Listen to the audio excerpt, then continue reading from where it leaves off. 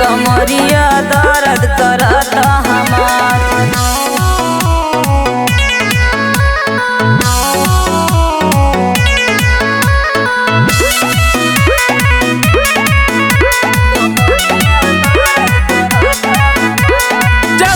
बताओ जनी करो छाओ भाव अब चली न कवनो बहाना।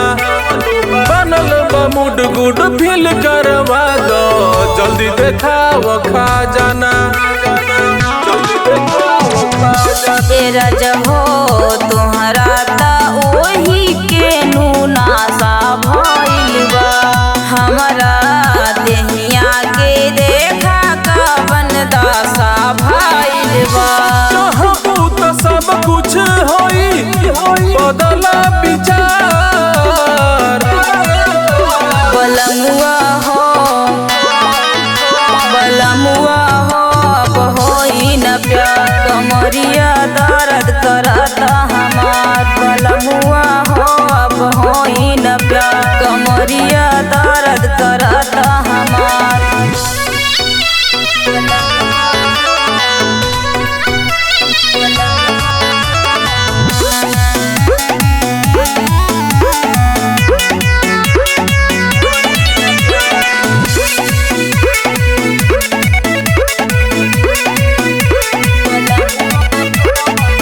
शुरुआत कके मीठी मीठी बात कके लागेलू नहीं नहीं करे। मनवो खराब कके मूडवो खराब तू तो लागेलू झूठो के कहरे। दिलवा चीर के वीरेंद्र जी देखाई कैसे। दुखवा रउआ अमृता के बुझाई कैसे।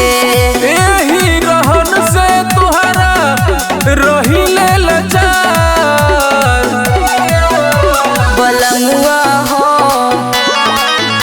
बलमुआ हो अब होई न प्यार। कमरिया दर्द करता